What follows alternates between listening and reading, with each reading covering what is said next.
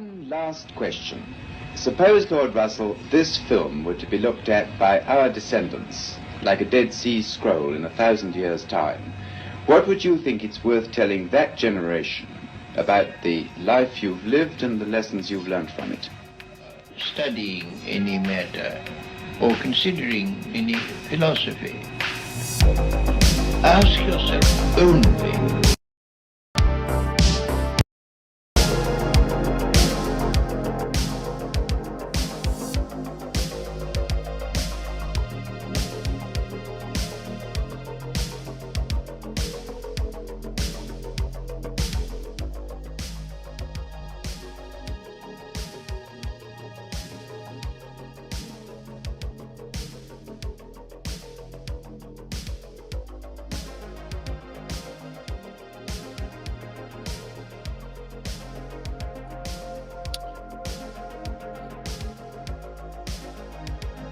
Hello, good morning, good evening, good day, good afternoon, and aloha.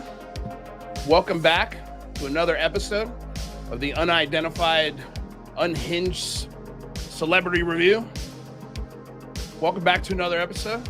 So happy to have a whole bunch of you in here pre-show. Thank you so much for being here. It's funny. I feel like we're going to get more viewers today than we had on the big phone home.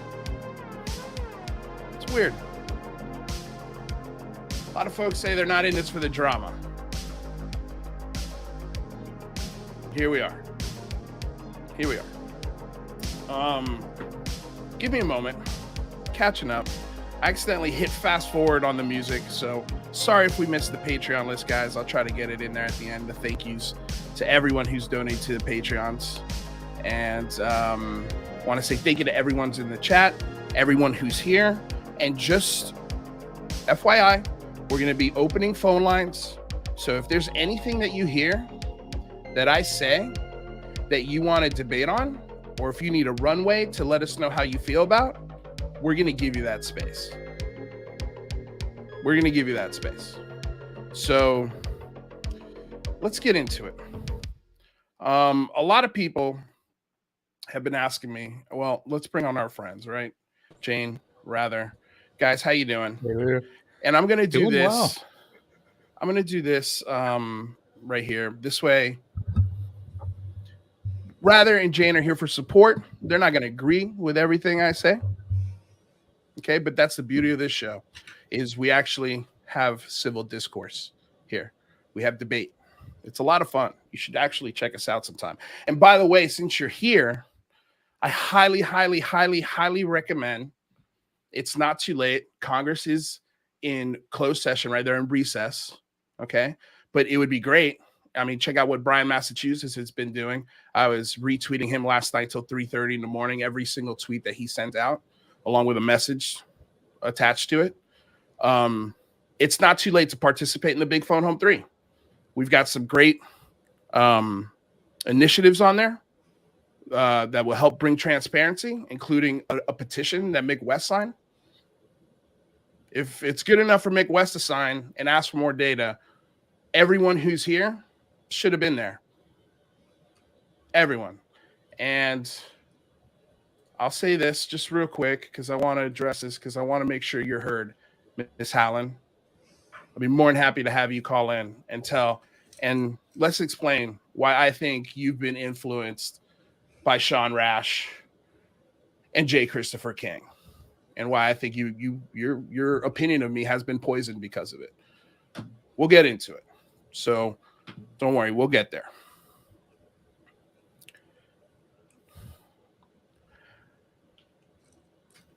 Ever since I started this channel, the very first initiative was to keep everything 100% free.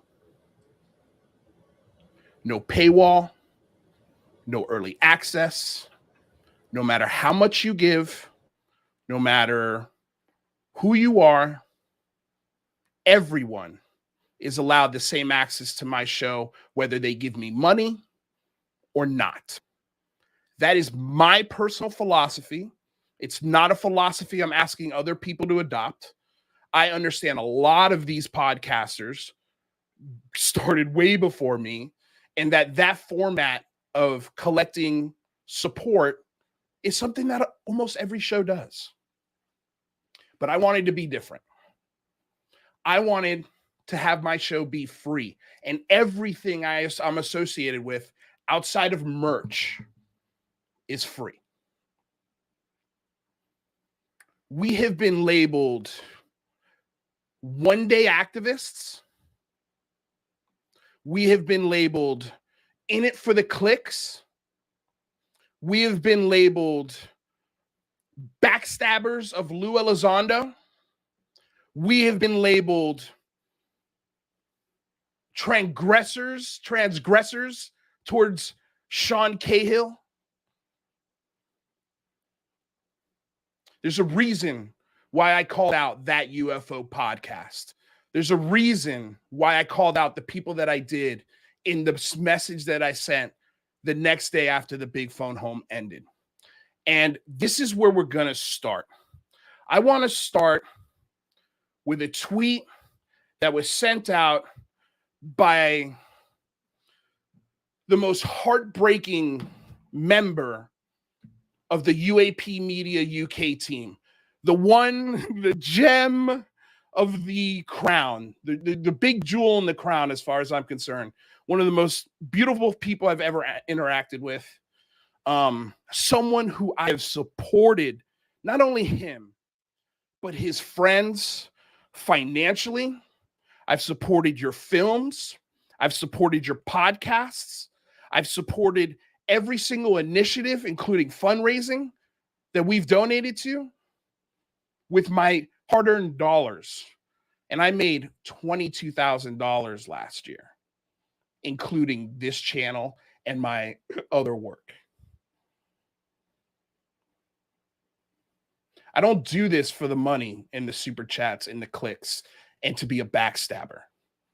That's not why we started this channel. I'm going to apologize right now for being incredibly aggressive the last 5 days. But I have been sitting, and my team is witness to this. My lover is witness to this. The constant barragement of attacks that we're in this for all of the things that I just previously mentioned. And our friends, our colleagues are dead ass silent every time these things happen. But the thing, and I'm going to tell you, Dan Zetterstrom, you broke my heart. Okay? I hate to break this to you. I asked Matthew Riot to send out this tweet because I wanted to see how the community would respond to it. I wanted to see who's really in this for the legislative movement on the discussion of UAP and who's just full of shit.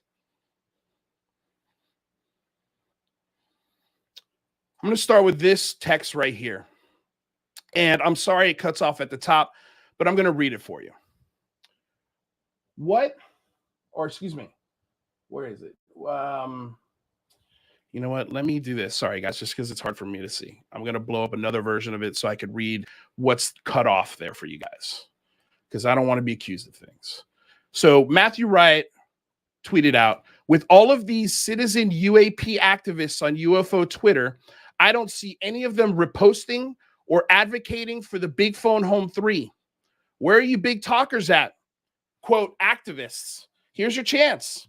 At Lou Angeles pushes hard every year for this. Step up, kiddos. To which Dan Zetterstrom replied,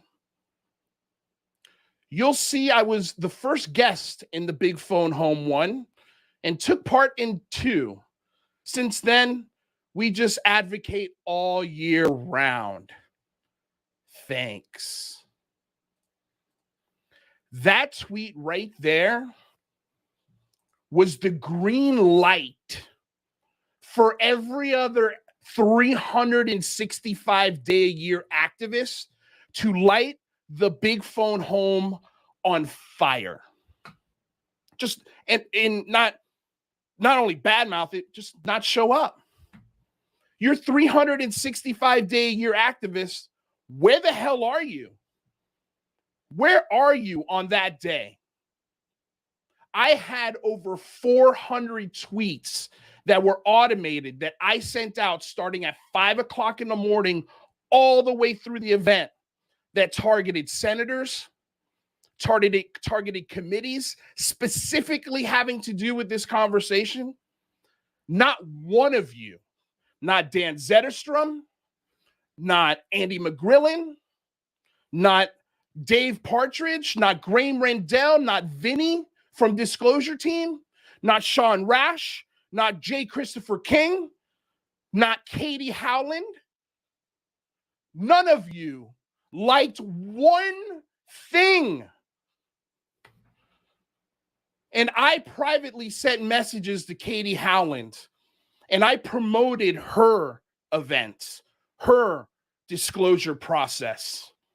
I told her I'm here to help however I can. I sent her the website for the Big Phone Home 3, crickets. And all I asked was, hey, take a look at it. If you see anything we can improve on, love to get your opinion.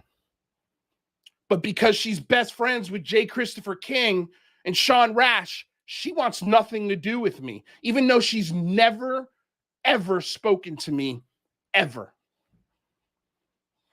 It's not fair. I don't mean to sound like a baby, but are you kidding me? Where were all of you activists? Where were you? Mick West was there. What's your excuse? And here's the thing. I don't want to... this is going to sound like I'm crying about people not showing up to the Big Phone Home. This is the most successful Big Phone Home we've ever had, because now we know who's in this for real and who is chock full of shit. I'm calling you guys out. And I'm mad. I'm mad. Not only because of this whole debacle with our colleagues and friends just being quiet as J. Christopher King attacks me on my weight and the fact that I'm a failed comedian. He deleted that tweet. Then we got another tweet from Sean Rash. Oh, and by the way, J. Christopher King arguing with Ryan Sprague and shaming him about how he's a blue-collar worker to maintain being an artist. I did very light digging on you, J. Christopher King. You're a failed musician. The balls on you guys. Collectively, pero tremendo, as they say back in Miami. How dare you attack this show for being in the clicks in the super chat? And I'm here to put my money where my mouth is. And we're going to start with my, you know what? Let's actually start.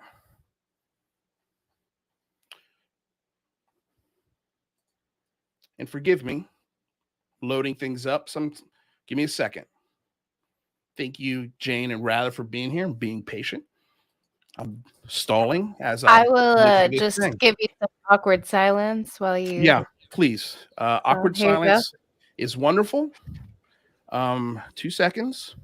2 seconds. What I'm pulling up, you guys, is my Patreon numbers. I want you guys to see how much I make off Patreon. Here it is. I've got 50 Patreon members, and I make $504 a month. And I've lost about 10 Patreon members here in the last week. That averages, I think it's fair to say, at about $10, right? Everyone agree with that? Okay. Math checks out. Math checks out. And rather, if you can, just whip up a calculator for me if you can. Sure. The reason why I'm pointing this out, you guys. I'm offended that you didn't tell me to whip out a calculator. You just knew well, somehow you mental math. I would love it. Yeah. You hate that. I'm sure that's what it is. Rather takes offense that I ask him. It's wonderful.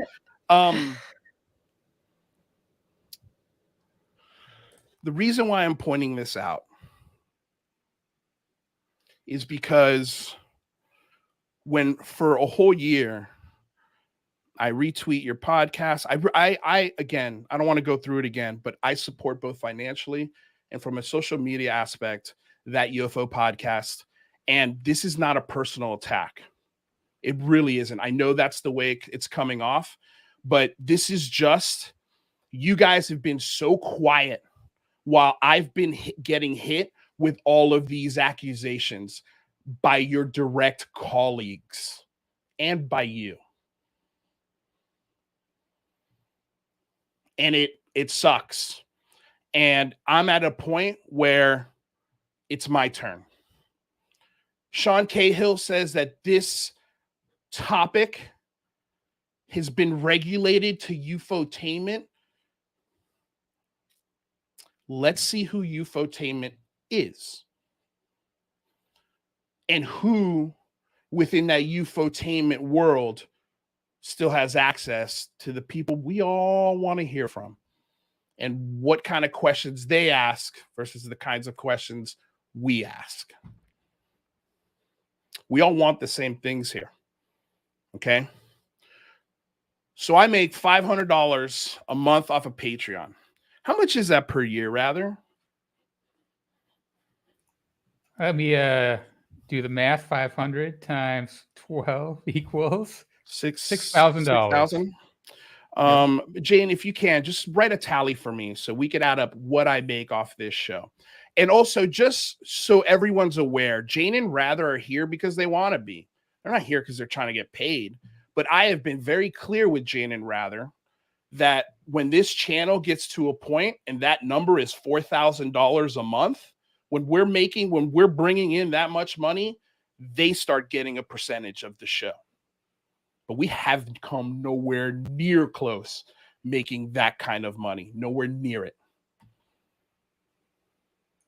You can't get more angry than them about doing this show for free. They want to be here. Yeah, we enjoyed the discussions, and I mean, we're here today to support you, Lou. And I love you for that. Thank you. I am really, I'm embarrassed. I'm horrible at making money. I never started a Patreon. We had a shop for a minute. I'm really bad at asking for super chat. And all the money we put into stuff on my channel, I mean, hasn't even come close to what I've made in like donations and ad revenue. We drove out the whole Area 51 ordeal was completely on us, like travel, lodging, everything.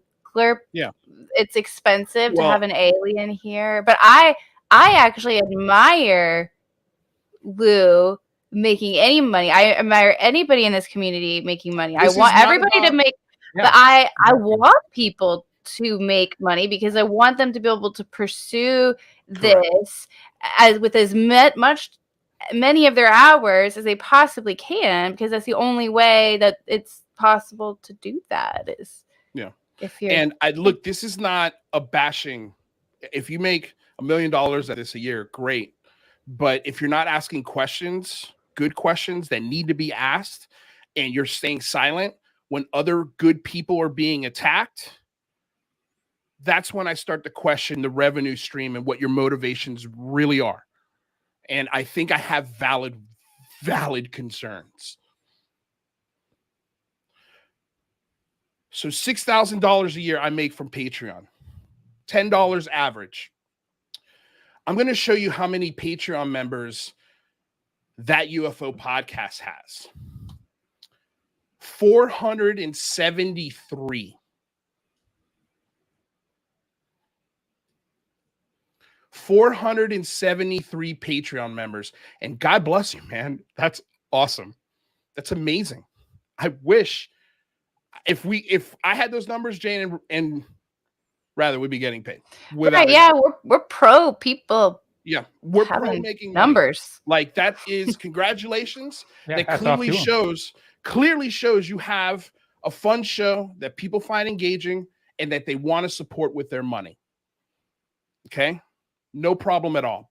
But if we take my averages of $10 per Patreon and we put it toward that, how much money is that? Rather, That'd be $4,730 a month, which more power to them. more power to them. How much is that per year, though? That'd be, let's see, $56,000, $56,760. $56,000. How come they don't get lobbed? They're in this for the money. How come they don't get shit for their super chats? They have paywalls on their show that hide the most elusive and most wanted interviews behind a paywall to entice you to get that early access. Great. Awesome. Now, let's add up my YouTube, shall we? So we're at $6,000 for Lou and Patreon money every year. We're at $54,000. Or is he right? Am I right? Is that number right? 56. $56,000 for that UFO podcast. So let me share my screen. And this screen is the direct access to my YouTube channel statistics.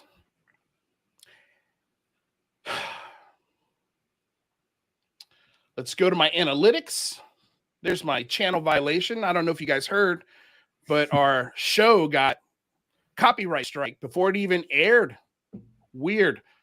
I make, and this is a really good month, $1,048 this last month in Patreon. This is the last 28 days. Okay. And by the way, we made, for the big phone home, we made $347. Okay.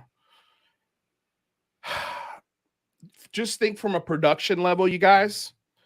To produce a 2-hour show takes about 6 hours of research and organization.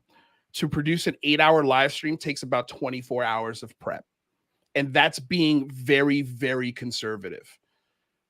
$347 divided by, can you do this real quick, rather? 347 sure. Divided by 24. About $15 an hour. Minimum wage. To organize grassroots efforts. And again, that's being really, really conservative. And that's assuming if there's 3 people involved, right? So if the bad hours does get down. I think the notion that you're in it for the money, that any of us are in it for the money, is ridiculous. But let's do this. We're also not taking out taxes. Yes, you're not taking out taxes as well, but that's okay. I want to round up. Cut. People don't know YouTube takes a pretty good cut. Yep, they take 33%. Nobody wants to talk about that, but that's okay. This is my entire revenue, and this is over a year revenue. This basically started at the Big Phone Home 1. So April 24th, 2021 till today, I've made $22,599. I've got 13,000 subscribers. When we look at that UFO podcast,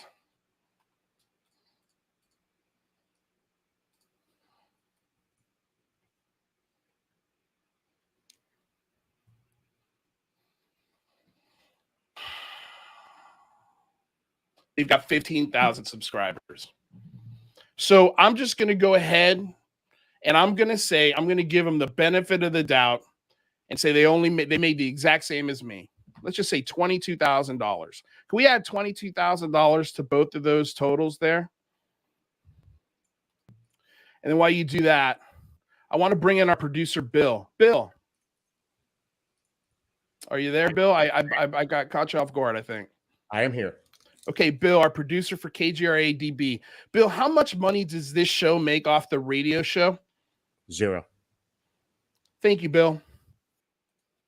Oh, wait, what were you going to say? Sorry. You needed me to come on for? That's it. Thank you, All sir. right. So that's not a revenue source for me. My podcast is not monetized at all. I've not made $1 off of my podcast version of this show. Can you give me the totals there?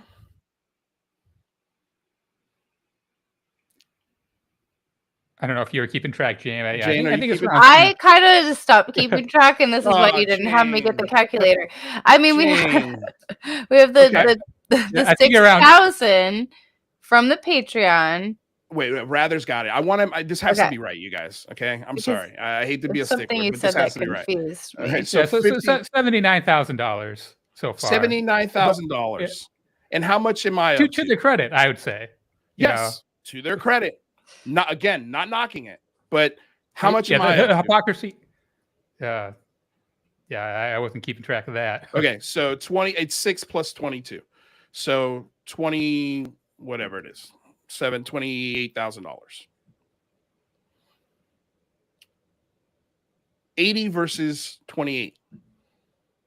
And again, that's not including their Patreon. And they've got Ball Shave sponsors on there. And the reason why I'm pointing this out, and the reason why I specifically chose this show, is because you guys were dead ass silent for the thing that you propagate with this text as 365-day-a-year activism. If you're 365 all year round, last Friday should have been perfect for you. Today should have been perfect for you. The reason why I'm pointing this out, there's so many reasons other than their silence when UAP Mike, UFO Joe, Rash, J. Christopher King, Chris Wolford, who, God, if you listen to the conversation we just had a few hours ago in a space, that man cannot hear himself. The things that you guys are willing to excuse as terrible behavior is ridiculous. And this idea that our show is labeled under entertainment, that UFO podcast is labeled as a science podcast. That infers to me that they're telling a truth. That this is fact. Ufology is not a science. Your entertainment. I hate to break it to you boys. $80,000 a year in just 2 revenue incomes or streams. You're not just a little podcast in a shed. And if I'm wrong, if these numbers are way off, I challenge you to show us. I don't demand it. You don't have to do anything. I just challenge you. I'm all for people making money. But the problem is when post sock puppet accounts, post leaking our private messages, text messages through a DOD employee for all of Twitter to see. And then when they see it, most of them come to the conclusion that, yeah, that's a list. That's a list of people. And for some reason, this list of people has been turned around on me to answer for it.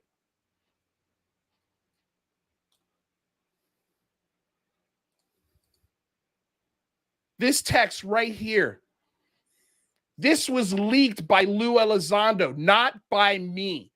We didn't backstab him. I was willing to die on that text if Lou Elizondo didn't release it. I wanted that text to get out. and I knew nobody else had it. You want to blame somebody? Blame Lou Elizondo for writing those things and blame his DOD buddies for leaking it. This is what his DOD buddy told me and what I misunderstood about the text. Or excuse me, that's Mick West exclaiming that he signed our petition. This is the counterintelligence, gentlemen. This isn't a private message. This is what he said I misunderstood about that text. This is all such an incredible waste of time. Lou said criminals were attacking him. 5x5 is a felon. 5x5 was nowhere in that text. Area 503 is a felon. Just because you're a felon doesn't mean your opinion is invalid anymore. You've served your time. If you're a former felon, that means you served your time to society. You've gone to jail. You were judged by a jury of your peers. You served your time back to society, and now you're allowed to come back and even vote. It shouldn't matter if people are felons. And if I misunderstood that text, I'm sorry, Jennifer and Lou Elizondo. I'm sorry from the bottom of my heart. But that still means that you need to explain, then who are the 5 felons? And what's the criminal conspiracy that he was talking about? And before the interview of our show, who are the criminals that were having out to get him? He was talking about a list of criminals, and you asked for it. And that's like the context that Richard Butt and others refuse to acknowledge. But also, what they really refuse to acknowledge, and this is the part that kills me, man, is in the very next text, I'm looking for clarification. I'm like, I understand your hesitation in the future is what's in this text. Again, our efforts will never stop. And I can assure you, we want nothing to do with Stephen Greer and have called bullshit on him at every turn. Wait a second. Sorry, I'm looking at the wrong one. It is the wrong text, yeah. Yeah, this one. And let me put it on the screen. That was me basically on my hands and knees begging him to forgive us. But right here at the bottom, or excuse me, this third box of green text, okay, after he does this list and this whole thing, I wrote to him, man, I had no idea about Green Street and Greenwald. Goofon, Third Phase, Cambion, all of those guys are nuts. And you guys are crazy. But you weren't wrong. And they're not felons. And they're not felons also. Okay? I hope this didn't, because I played a Stephen Greenstreet video at the beginning of the show. I apologize. I hope that I didn't insult you with that opening, thinking he was a felon. It was my effort of offering an olive branch between two people whose work I enjoy. I would love to talk to you off the record on what you know so we can avoid them in the future. And then I know what and who to look for. I was begging him to publicly tell people who to look out for. But in the very next text, he just blows right by it. Right by it. Why are you guys not getting mad at that context? Well, why and are in you your preview, why are you not holding his feet to the fire on the things that he wrote? He wrote them. I cannot answer for those.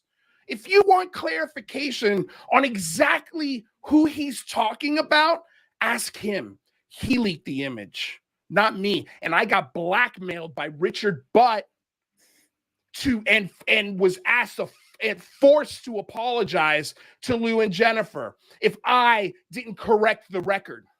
My response to a blackmail was, go for it. Release the photo. I want people to see this so they can look at it and go, yeah, okay, I see how you got that wrong. But no, this got turned into me being a backstabber. How dare you? And then you, Andy, you, Dan, you, Vinny, all of you guys bought into that shit. And then I am fired up. And then the problem is the reason why I'm upset and why this really large revenue stream has got me on edge, okay, is because this is the kind of exchanges we get when we don't ask I want to try and make hard questions. Okay, this is what happens. Listen to this answer. When I saw this, I wanted to call it out immediately, but because my friends' shows, I didn't want the drama. I didn't want the heat of pointing out this clip. I just didn't want it. But after last Friday, I want that smoke now. I want that smoke. Okay, because if you're going to call me entertainment, you're going to call me greedy. Let's see who greedy is. Let's see what $80,000 a year, what kind of questions, follow-up questions that gets you. I want to ask you, Lou, now, I want to try and make this fair. I get called out for being a fan of yours and whatever that may entail. And I've said, yeah, I put my eggs in the Lou Elizondo basket at the moment, you know, and I was a fan of TTSA and what they set out to accomplish and what was accomplished. But I think it's fair to say that you are human, and you've always said that, and along the lines, you will have made mistakes. Absolutely. What is the biggest mistake you've made or misstep you've taken since leaving ATIT, and what did you learn from it? You know, Andy, I think the biggest mistake I've made is one that I haven't been able to recognize yet. Because if I don't recognize a mistake, then I can't fix it and I can't address it. And I'm sure I've made a lot. You know, I've made a lot of mistakes, and I try to hold myself accountable and very quickly address it. If I say something that's contradictory, or I say something that later on turns out to be inaccurate because it's either my opinion or the way I read the information. I always try to hold myself accountable. I guess my biggest fear, or my greatest mistake, are those mistakes that I've made, and I haven't recognized. They haven't been brought to my attention yet. So I'm unaware of them, right? And I'm very careful, because a lot of people hold on to every word that I say, and I've been very clear. I leave breadcrumbs, in some cases, you know, loaves of bread along the way for people to follow. But if I've made a mistake and it hasn't been brought to my attention, or I'm unaware,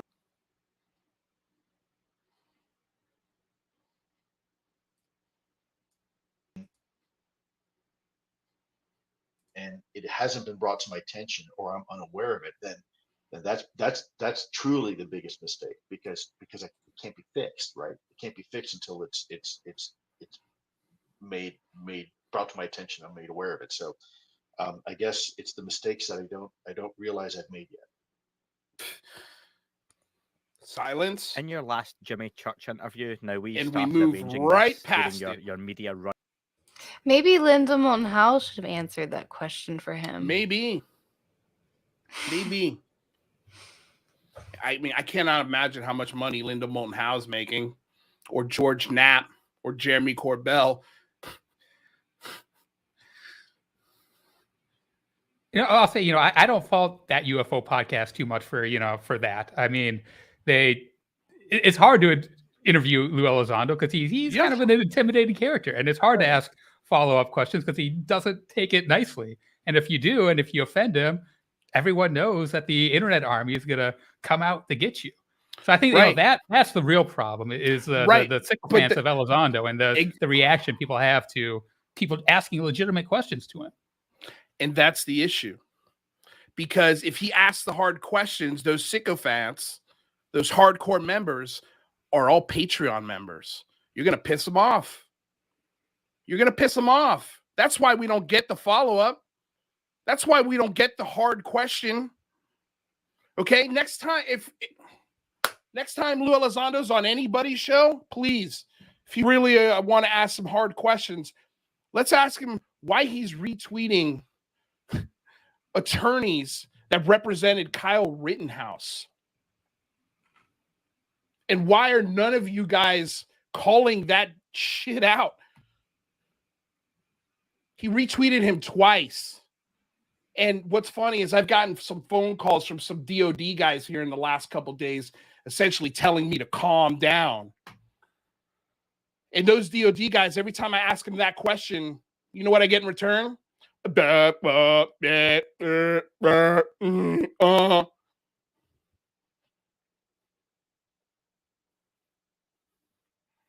You might not think John Greenwald is a journalist, but the documents that he's provided are sure as hell used by a lot of journalists. I think he's a journalist and one hell of a researcher and a guy that's not afraid to stand up to this bullshit. And he's got my back. Can I say I've used, then this is not a bad or good, or it's just like a neutral statement, but I have covered things that John Greenwald has brought to the surface, like different files and disclosures, not necessarily John, whereas all that I have done with Lou Elizondo is I've covered him, right? Like things he said, things he's caused in the community or in the world or whatever, early on at least. That's how I covered. Whereas John, I've covered multiple things throughout my years of reporting where I use the Black Vault and research he's done to support that. Like, for example, for my recent airship video, I was very curious if there had been any FOIA around, like that he uncovered from the 1800s, like government, working on craft from the 1800s. Like that would be pretty crazy if we found something like that. I've reached out to him multiple times over the years asking if he knew of any FOIA that would be relevant to something I'm working on. So I for me as a researcher, I have found John's work to be invaluable. And I mean, the Black Vault, how many files are on there that we otherwise wouldn't be aware of, wouldn't have easy access to? It's pretty phenomenal. Phenomenal as far as UAP transparency goes. The hashtag. If there's one person that focuses on the facts and not opinions, it's John Greenwald. So it's ridiculous to be calling him out for defamation, especially through sock puppet accounts and through attorneys that represented Kyle Rittenhouse. And just so my colleagues over in the UK, you guys might not know who Kyle Rittenhouse is. Let me just quickly give you a brief summary. A couple years back, there was a gentleman named by the George Floyd. He was murdered in the streets for all to see by a Minnesota police officer with his knee on his neck. And he died. And the last words out of that man's mouth was begging for his mother. Kyle Rittenhouse, after that happened, there were riots in Minnesota. Naturally. What did Kyle Rittenhouse think was a good idea to do? Kyle Rittenhouse loaded up his car, probably truck, with an AR-15 and a whole bunch of ammunition and said, "Hey, Mom, I'm going to go cross state lines and protect businesses in a state I don't even live in, and businesses I have zero connection to, because I think I'm being a hero." The attorney who got that guy off, whether you want to talk about the legalities of what that kid did, is moot. With all of the other attorney firms out there, law firms out there, that's the one you go with, and that's the one you welcome to your team. Where's your anger for that? Where's your rage for that, Andy McGrillen? Where's your rage for that, Katie Howland, who just a little while ago was complaining about white males on panels? Your panel show is white men and you're a white woman. I just love when white women suggest the people of color to take the white men off the show. Give me a break. Give me a break. You can't be a part-time man of principle.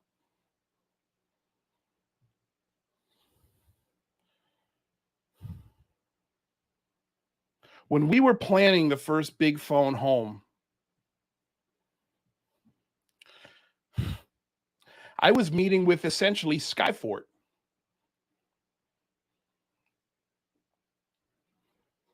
They were advising.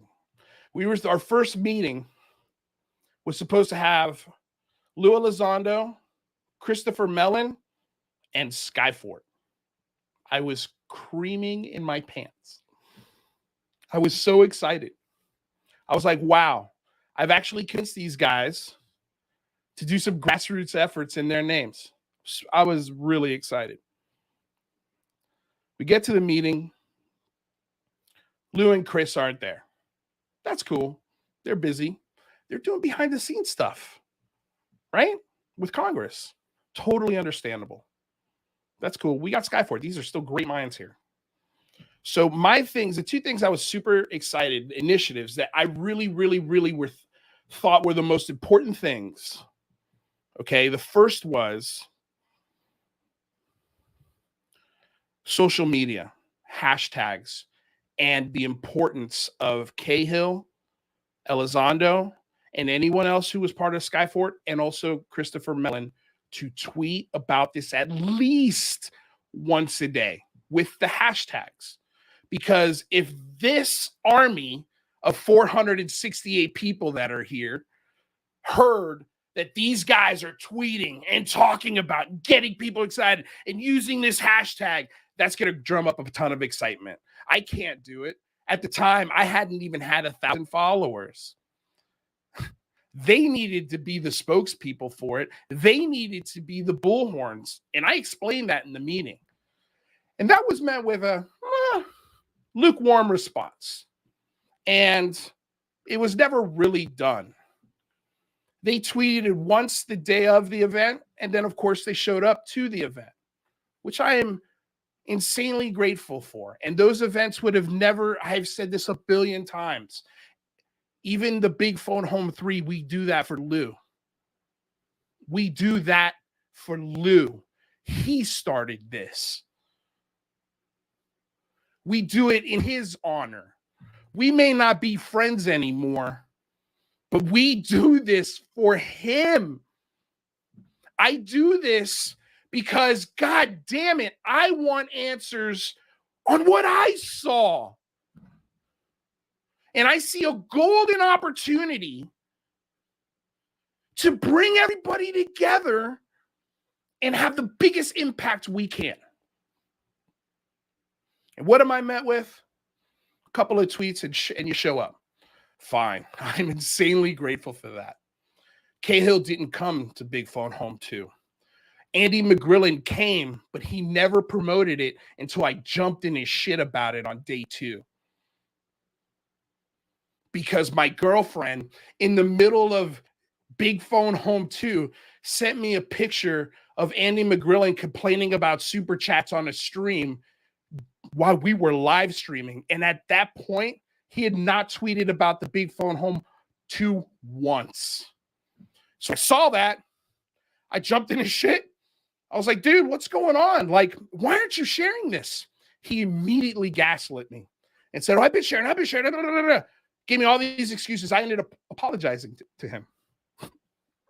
I turned around and doubled my Patreon membership to him because I thought I had an emotional outburst. We started looking at it a couple days later, and my girlfriend goes through all of his texts or tweets. He didn't tweet anything about the Big Phone Home 2 until the day he was there. The second thing that I really wanted to accomplish in the Big Phone Home 2, and this was my number one objective, and that is I wanted a petition written by Christopher Mellon. Because who's better at cutting to the bone legislatively than him? And I figured, being the idiot that I am, figured that they would be excited about this. They'd be stoked about this. You want to know what the response to getting Christopher Mellon to write our template was? As I was explaining that, and I was excited, as you can tell, I get animated. Sean Cahill goes, whoa. Slow down there, big guy. I know you're excited. And please don't take this the wrong way, okay? I just want to manage your expectations on what's going to happen here. And I've told this story before, but I've never said who said it. He says to me, getting Christopher Mellon to come down and appear and write a template for the big phone home is like asking the dean of Harvard to do a commencement and graduation speech for a kindergarten class.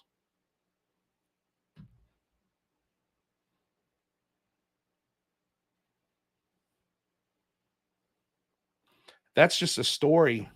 I can't prove that, but that happened.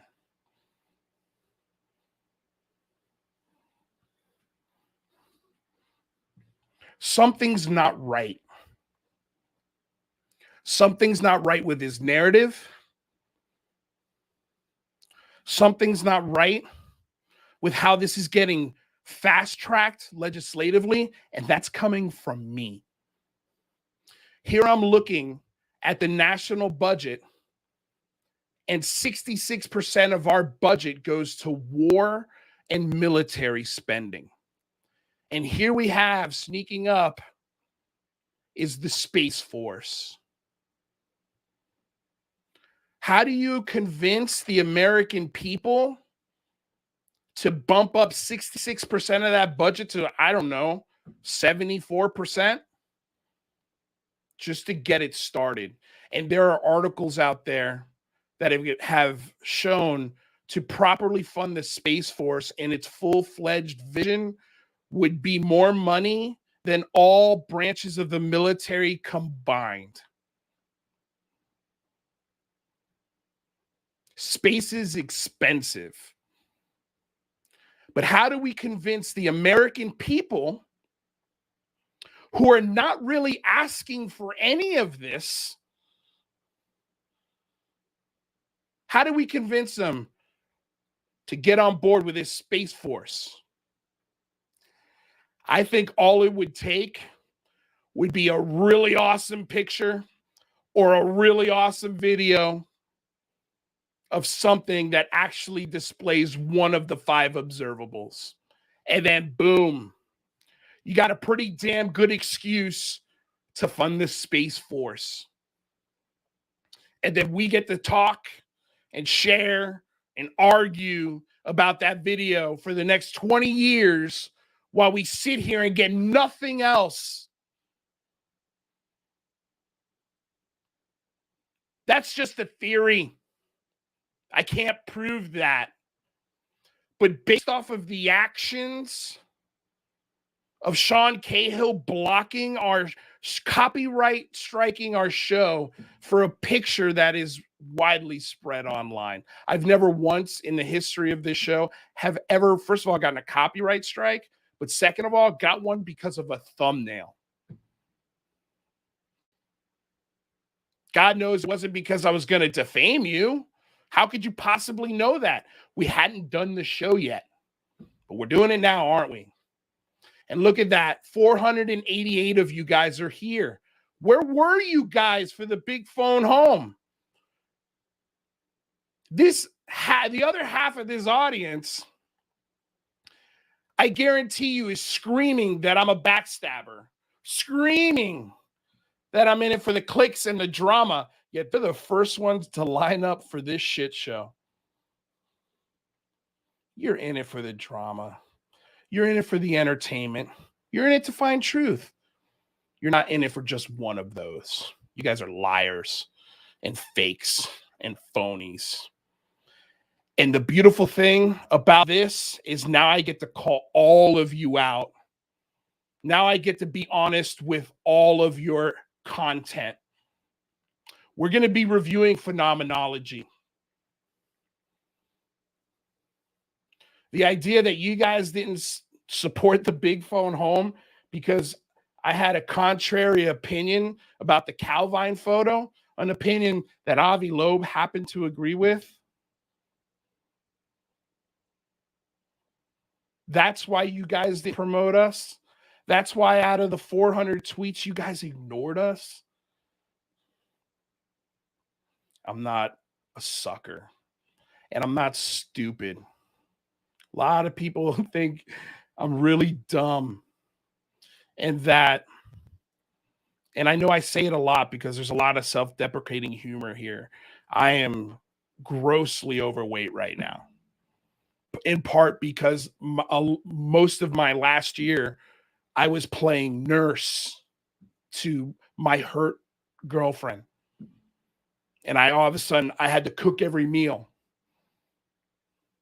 I was the breadwinner. And thankfully, at that moment, it was our highest revenue income history ever was around the big phone home 1 and 2. And that's when she got hurt. So those super chats, those donations, my free show with no paywalls was able to sustain me. But I was doing laundry. I was cleaning dishes. I was cleaning the house. I was taking care of her. I became a full-time nurse. And then to throw the stress of the big phone home too. 3 8-hour live streams. I did that. And in part, put my family's health on hold for this. So I can get attacked for the last year very publicly and very silently and bite my lip. And through all of that, promote all of them. Even with all of these slights, even with all of this ignoring of me, I still promoted their stuff. Go search how many times UFO Podcast has promoted the big phone home and any of our things versus how many times I've promoted theirs. And I'm not trying to do a tit for tat, but I'm just saying, if you guys are going to call yourself 365 all year round day activists, then there's no fucking excuse that you could put on the table right now that would be good enough to explain not one like on over 400 texts. That's why I'm calling your asses out. That's why I'm so damn angry. People want to say we. What was the term in that space that they used?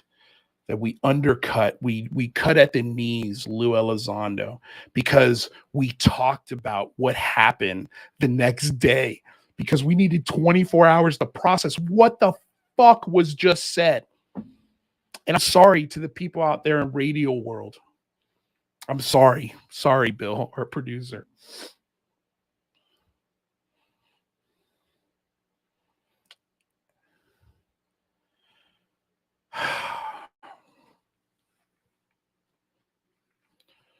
I don't like part-time people of principle.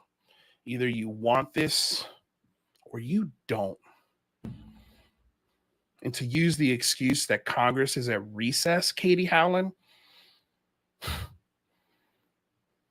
is pathetic. It's pathetic. It's a pathetic excuse.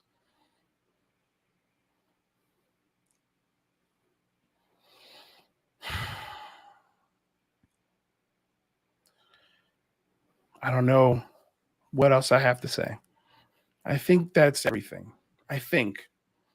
And if you've got a problem with me, if you think anything I said here is unjust, Katie Howland, call us. Okay? We're going to put the phone number up right now. 855-472-5483. Give us a call. I'll just say, Lou, it's fine if people don't support the big phone home, right? That's their prerogative. And I think there's plenty of place for UFO commentators, just people who are interested in the issue and want to talk about it. But I agree with you. If you call yourself an activist, why not support the big phone home? We're trying to accomplish the same goal. Jane, you got anything?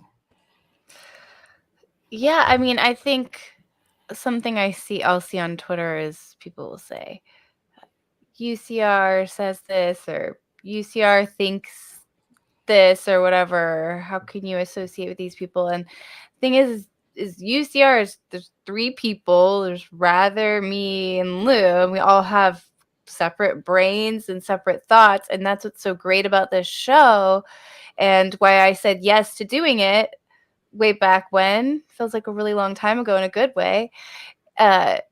Just done so many episodes, it's crazy. And actually only a small percentage have been devoted to topics like this. It's just been straightforward conversations on the phenomenon and interviews. So I think that's something I would remind people, is we're 3 different people with different thoughts, and we've always welcomed. It's always been a one-way street. Some of these issues where I've never seen Lou deny anybody from coming on the show. I say yes to all interview requests. It's other people who don't want to come on the show. It's other people who want to boycott Big Phone Home, right? Versus just do their own thing and just not say anything. So yeah, I mean, there's all kinds in this world, and this is a place that fosters that, in my opinion. Yeah, there's no predefined agenda here. We're all on our own personal journeys figuring this out, and trying to talk to each other and other people to advance our understanding. I think Katie might be on the line, Lou. Yeah, I'm a little nervous for these open lines. Okay. I gotta say, Lou, I'm a little nervous not to retweet something you've tweeted. Hold on a second, guys. I'm trying to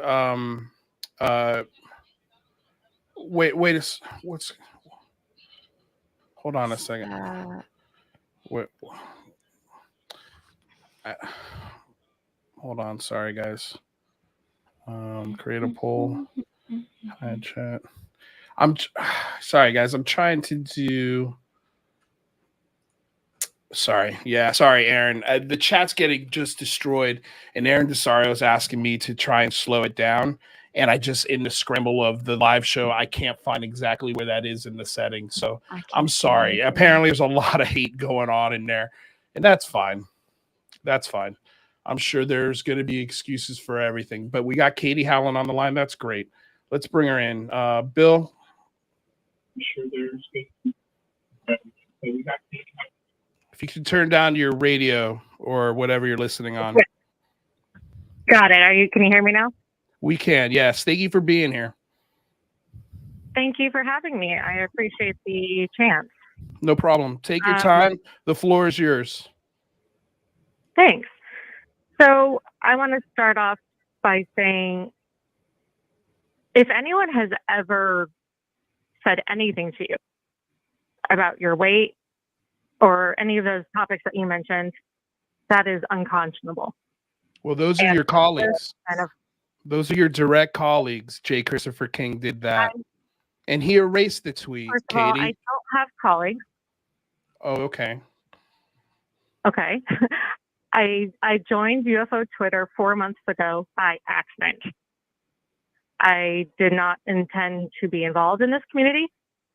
I was doing things quietly in DC, trying to get my friends that worked in defense and foreign affairs more involved. Interesting. And my tweet to 200 friends blew up. And that's how I'm here. Okay.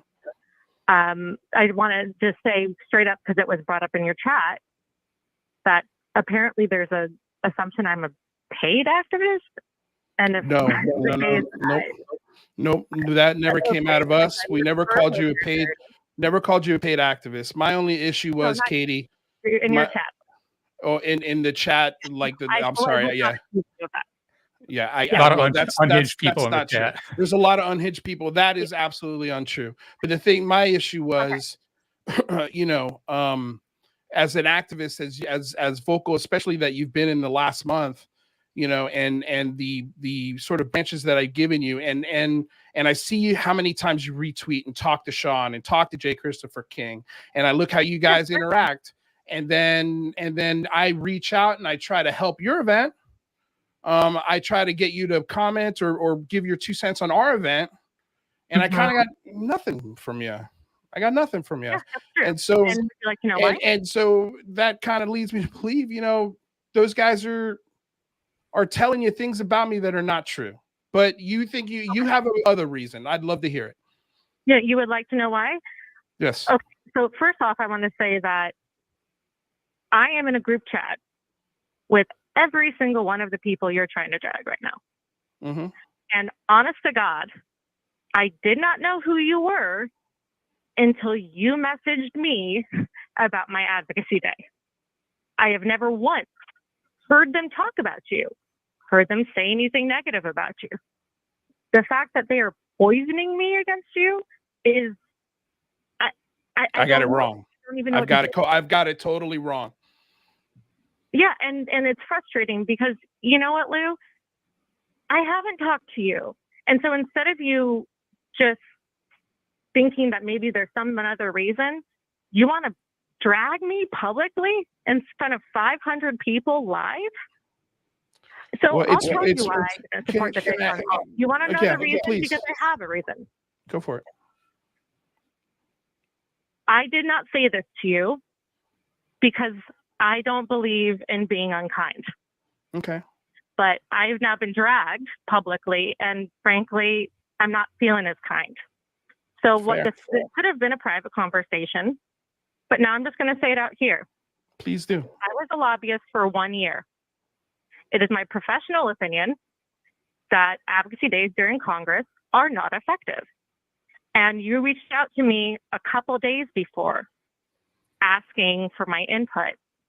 I wasn't going to be an asshole, and with that little notice, tell you that I didn't think it was a good idea. And well, you didn't respond. Well, you didn't respond with anything, though, right? Yeah, no, I didn't, and I actually blocked you because after looking through your tweets and seeing that you tend to go off on people like you're doing today, I didn't want anything to do with you. But I wasn't going to be an asshole. I wasn't going to drag you publicly. I was just going to let things lie because I do appreciate the work you're doing. Really? I don't agree with how it's done sometimes. Yes, of course I do. But that doesn't mean I'm required to retweet you. And it's childish to assert that because I don't retweet you, I'm a problem. Here's why I think it's a problem. If you had told me that, if you had responded with anything like, oh no, everything looks great. If you wanted to be nice, you know, and not hurt my feelings like you say, just hit me up and be like, no, everything looks good. Good luck. I think I would have. If I had seen a lot of really concerning tweets. Honestly, what can I ask you? What concerning tweets? Oh, I mean, I don't remember off the top of my head. Like, do you know who they were from? Yeah, please. Well, no, I mean pre-Thursday. Pre-Thursday. I saw that you do things like this that make a completely weird show that's only based on attacking people. And that's not how my whole show is only based on attacking people. How do you know that if you had no clue who I was? Until you talked to me. After you talked to me, after our first advocacy day, I looked into you, and I didn't like what I saw. Okay, and so you can't bring up any. You can't bring up. And there's a lot of content that I wasn't here for, and I understand that. But that wasn't between you and me. It had nothing to do with other people I'm friends with. It had to do with the fact that I don't like bullies, dude. And what you did I'm a today, bully. you were here for an hour and bully me. Yes. I'm a bully. Okay. Hi, Katie. I just want to say I haven't ever talked to you before. My name is Jane. I hadn't met you before, and I have, like I had said before you had called in, UCR's 3 people with different opinions, and so yeah. And so I just wanted to just chime in and say that I think, how people have different experiences with different people, and I have, never had that experience with Lou as being a bully. I've seen him bullied online and have to defend him. How many times I was brought up today and assassinate my character being assassinated. Oh, and I'm really glad that you called in today to talk. That is bullying. To stay on the show for an hour and say negative things about someone you've never met, that is bullying. So I understand that you don't agree with that in general. Go but ahead. you I'm just sorry. let it happen today. I do want to say, though, because you had said that this whole show is about attacking people, and I do want to say, because that brings in Rather and me and all the guests who've been on this show over, I don't know how many episodes now, is it? I'm referring to this particular show. Maybe very Okay. I just, and actually, to be fair, this is a little bit the exception to the rule. Yeah, no, this is, I mean, again, like, here's the thing. Here's why I'm interested in what you saw, Katie, because I've got a sample size of over 2 years on Twitter. There's never been a week in my life like this. And it's difficult for me to see how much you interact with those people who are insanely loud against me and not think that you guys don't talk about to avoid me. Like, I hope you can see how I came to that conclusion. And I just, can I finish? May I finish? I apologize. I'm sorry. Okay. And if you felt bullied, a little late. I'll own that. I'll own it. Okay, I apologize. Late, man. You've been doing this for an hour on your show. My show's 2 hours long. You're attacking me, saying the same things you've been saying. Okay, so is there no resolution here? I do. Is there no resolution here? So you want to spend an hour attacking me? And I then didn't. I'm sorry. I said your name. I said your name 4 times in an hour. You know what? There's a lot of people watching right now. Kate, I haven't met you, and so I'm just sorry for how you feel and what's happening. But there are a lot of people watching right now.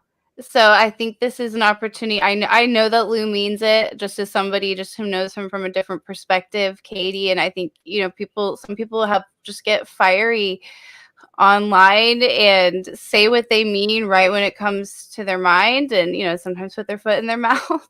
But I know that Lou means it. So hey, maybe you could let people know your Twitter handle and just what you do for the people listening.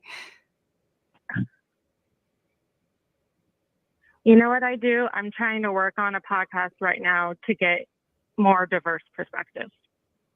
And I was attacked for apparently trying to do that too. So I'm done. Thank you for letting me call in. I appreciate the apology. I don't feel like it's genuine. Fair. But, all right. Anybody else? Is there anyone else, Bill? I'm sorry. Hold on a second, brother. Wait a second. I'm sorry. I don't buy that. I don't buy it.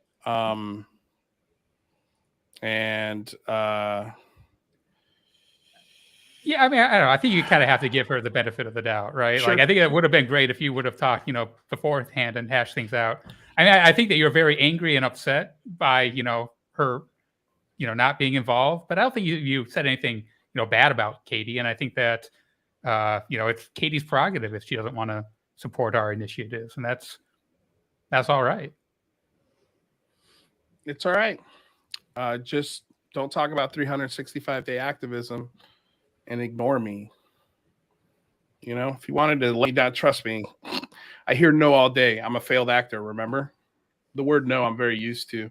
I have no problems. If you think my event sucks, tell me and let me make it better. That's the whole point.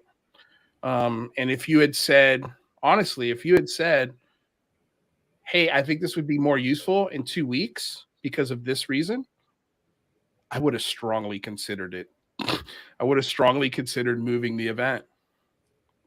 I would have. And Katie, anytime you do activism, I'll be there to support it. Even though I got you wrong, I'll be there to support it. Even though we don't like each other, you don't believe my apology, I'll be there. And you don't have to ever be there for mine. That's fine. We clearly know where each other stand now. Thank you for calling in. And, you know, I think it's kind of interesting that you take a 2-year sample size and you take one bad week from me, and that's everything. That's my whole career. Sorry, I'm not going to let you do that. Just not going to let you do that. And I just find it interesting, all of these government people that are in this conversation. It's just funny. Let's see. Do we have anybody else that wants to call? Bottled water on hold. All right, let's bring in bottled water. What's shaking, man? Welcome to the show. Hey, Lou. What's shaking, man? Welcome to the show. Thank you for being here. Oh, thank you. Rather, how's it going, James? Hey. Doing well. Hey, Tony. Hey, there's a lot going on. I think it's good that you are finally addressing some of the things that, have been going on for a long time. I appreciate it, man. Thank you. I've seen all of the people. I'm getting a lot of feedback and I'm walking away from my stuff. But I see a lot of people who talk about, UCR is just in it for the money, X, Y, and Z, who have no idea how YouTube works or anything like that. And I just want to let you know that you have our support. And I think this is a little bit long overdue. Thanks, man. I appreciate it. We're gonna say goodbye to you because I got a bunch of messages that I got to get to here, but I appreciate the support, man. Thank you for calling in. No worries. All right, ciao. Bill, let me know if there's anybody else that's on hold. Again, guys, you want to call in, you want to yell at us, you want to say I'm wrong on any of these other things, apparently. Okay, so I'm 1 for I don't know what the batting average here, how many things I said, but I got one thing wrong, and that was Katie Howland. Okay, what else? What else are we wrong about? How did we backstab Lou? Bring any question you guys have for this show, 855-472-5483. You're more than welcome to call in. In the meantime, let's go over some of the comments that we're getting. And man, the chat's insane. Sorry, I was thinking about the button that Aaron wants me to push, man. I'm sorry, dude. I have never done an interview with Will Zondo on my channel. Yeah. The only time I asked Elizondo a question was on the big phone home. Yeah, and by the way, now you never will. Like talking about Exactly. diverse panels. I'm Latino. Rather, I'm just assuming you're a white guy here, and Jane is a lady, a woman, and also the big phone home too. We put together a panel of all women where I and every single man left the panel, and we gave Lou Elizondo to the ladies and had the ladies interview Lou Elizondo. So you want diverse panels? You're in the right place, Katie. I think we got off on the worst foot possible, but I'm the most diverse. I'm the most transparent Sometimes I'm maybe the most emotional, but God damn it, like my heart and my intentions are in the right place. I'm sorry, rather. Go ahead. I would just like to say, it's not. It's understandable that Katie got a bad impression of you, right? Like, yes, I don't think absolutely. that's her fault. There's a lot of people saying nasty stuff about you, and if that's how you're introduced to you, I mean, I can definitely understand having a bad opinion of you. And I just say that, Katie, I want to watch your show. I mean, I think that podcast sounds great, and I think that if you two got to know each other and talked, you would be friends. I agree. I think people think I was not being sincere earlier, but I mean, I don't know what else to do. Like when you're in a situation, Jane, those are people who don't watch our show. They want to point to this show and say, this is what we do every day. Even this is our 395th show. Yeah. 395. Talks about the sock puppet, episode and your interaction with Lou Elizondo and the text, and that's all they really know about UCR, and they assume that that's what we're talking about every day. That's not true. That's all they hear from people like Joe Mergia, Sean Rash, J. Christopher King, and all of these guys. I only talk about it on Twitter when other people bring it up to me and misrepresent that stuff. We're not sticking the knife in and twisting the wound here. It is what it is. It doesn't matter, man. They don't hear that. They don't hear it. It goes right by them. JJ says, Lou, you shouldn't be surprised. They don't want to lose their access to Elizondo. I agree. I agree with that statement. I thought that was about us not losing access to Elizondo. That's what I was talking I about. think they're talking about the other I shows. Misunderstood. I was like, how could we've already lost our access? Yeah. No, there are some people on the line too, by the way. Okay. Lou, okay, there is. All right, so let's bring them in, and then we'll continue with the comments here. Let's see who's up next. Hi, thank you for Night School. Nick. Thank you for calling. Visible Night School, man. Thanks so much for calling. Am I crazy? No, you're not crazy. Thank you. Thank you. Go on, Nick. What do you got for us, my man? Oh, I just wanted to say hi to you guys and hi to all the parasocial hate watchers watching right now too. Can you imagine if we had this many supporters for the Big Phone Home 3? How many messages would be sitting there for Congress to come back to that Katie thinks is a waste of time because she was a lobbyist. Let's not rag on Katie. I mean, no, I'm not. But I'm just saying, like, it wouldn't hurt. Like, leaving those messages doesn't hurt.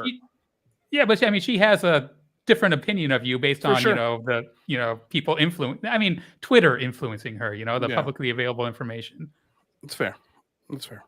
All right. You know what, Katie, your name will not come out of my mouth for the rest of the show. I'm sorry. All right, go ahead. I'm sorry, Nick. The lobbyist. What's that? I kid. No. Yeah. Hey, I just wanted to call in and say hi. I appreciate it, man. I truly do. Thank you for the support. Bill, who do we got next? Do not bring on King Milk Fart. Do not bring on King Milk Fart. Just go ahead and hang up the phone on him. If you want to see what kind of interactions King Milk Fart is up for, you think I'm bad? You think I'm bad? People who have called into the show, go listen to the space we did with King and when King Milk Fart entered the conversation. That's awesome. But who do we got next? Who's on the line here? Thank you for calling in. Oh, is it me? Lou, what's up, baby? Who is this? I'm sorry. This is Matt. I'm calling from Riverside. Oh, Matt, what's shaking, man? Riot? What's happening, dude? Hey, what's going on, man? What's going on? Talk to me. Your shit is wild right now. Yeah. What do you want answered specifically? Oh, Matthew. How are you feeling? What's your headspace? Talk to me. Talk to Big Daddy. What's going on? You haven't gotten a glimpse inside of his headspace in the last hour and a half. Know what my head, if you can't figure out my headspace here. Fair enough. I'm just wondering what's going on. What happened this morning? Run me through the day. What happened? Matt, what do you want, man? Come on, let's go. Not so easy to do this when you're live, is it? I mean, do you have a question? Do you have like a legit question? Do you have a complaint about the show? Like, what's your purpose of calling? No, not at all. Other than to figure out what I did this It's morning. not Matthew, right? What did you have for breakfast, Lou? Who is this? I didn't have breakfast. For real. I didn't have breakfast. I had an egg salad That sandwich might for have lunch. been where we got it wrong. Say that again. That might have been where we went wrong. What's that? We might need Egg that salad sandwich. buttered croissant, chocolate croissant, maybe a cold brew, a matcha. Maybe you're right. Maybe you're right. Great You know food what? advice from Matt from Cedarside. Yeah, thank you, Matt from Riverside. Appreciate it, man. That's great advice. Is there anything else, Matt? No complaints here. No complaints here. Just wanted to wish you guys well. Take it easy. I hope your day turns around for you. And you got a listener out here in Riverside. I appreciate it, Riverside. Well, hey, man, anytime we do an improv show, you're more than welcome to come hang out with us. You could come see me do terrible comedy. I wish I was in LA to see that. Riverside ain't too far. Or maybe I could just pick you up as an Uber driver. That'd be cool.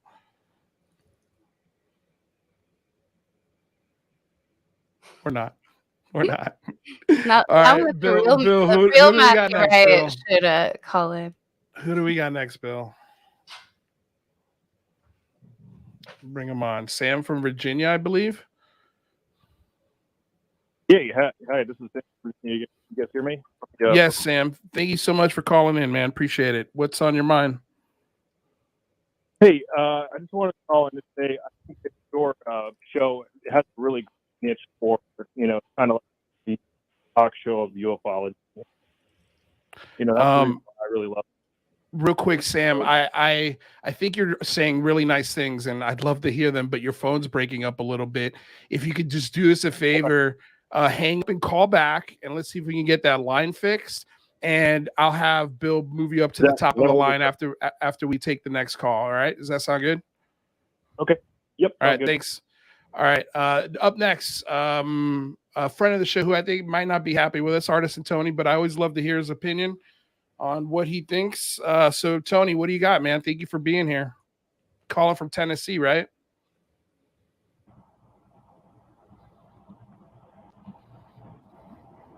Tony? Hello? Yeah. Uh-huh. What's up, Tony? How you doing, man? Thank you for calling in. We can hear you good. I got a little bit of feedback. Sorry. Oh, okay. Sorry. You got it figured out there?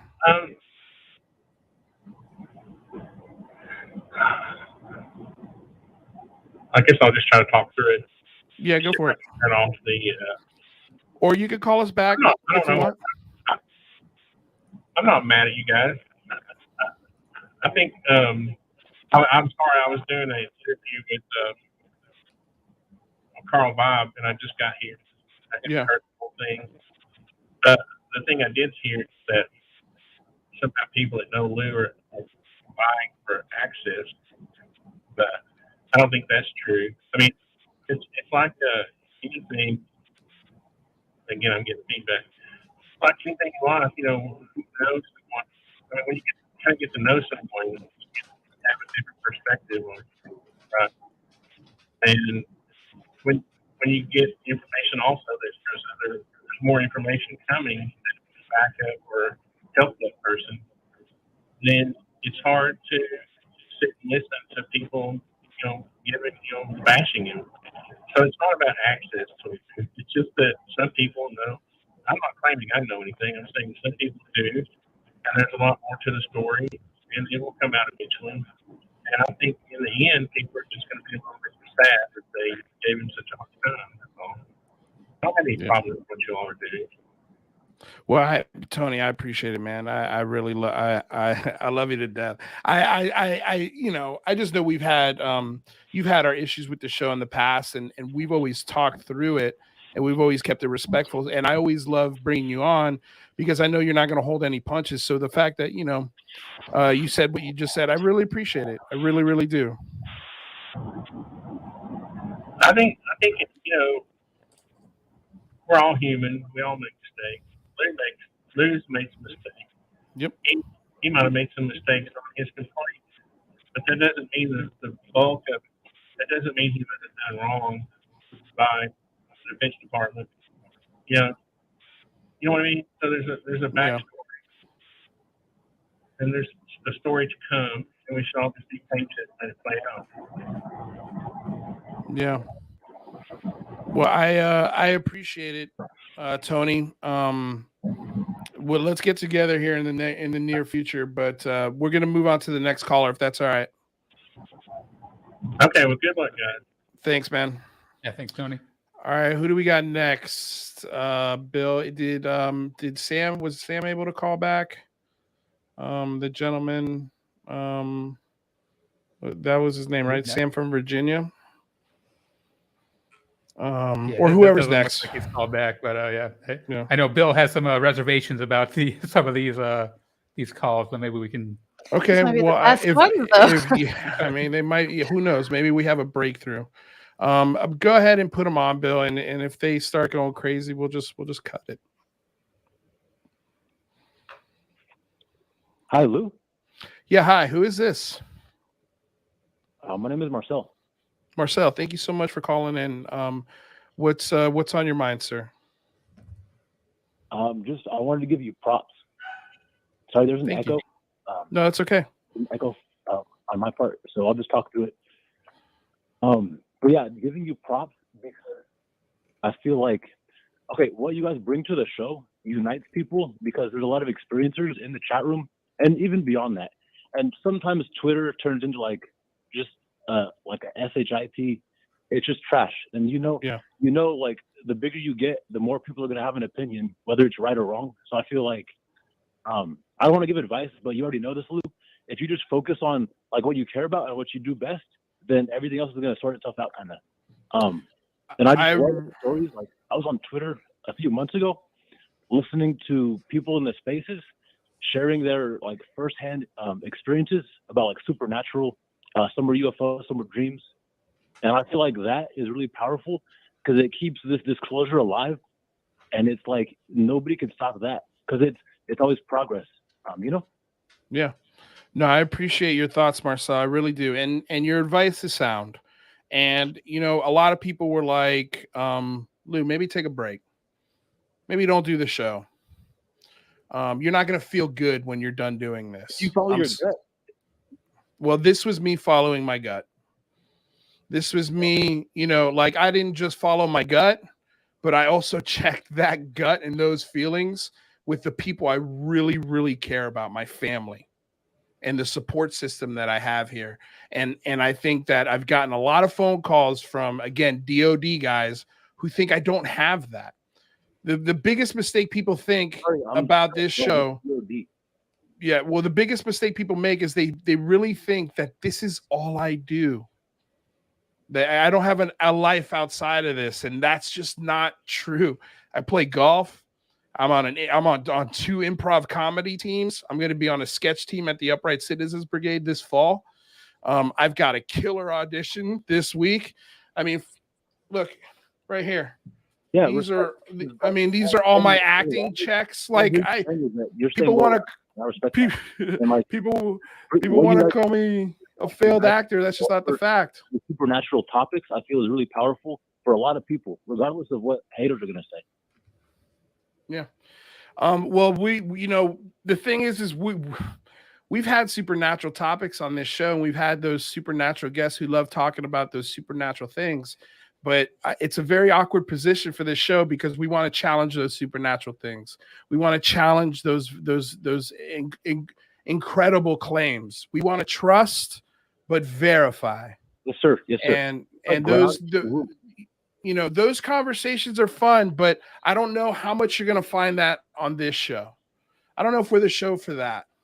And this is coming from someone, again, who had a really close experience, a close encounter of the second kind right in front of my face, man. Like, I don't need proof. What I'm looking for is for something that impressed and wowed and absolutely floored me. Like what I saw when I was 13. I want that for everyone else. But I'm not going to put that belief system at the top of my show.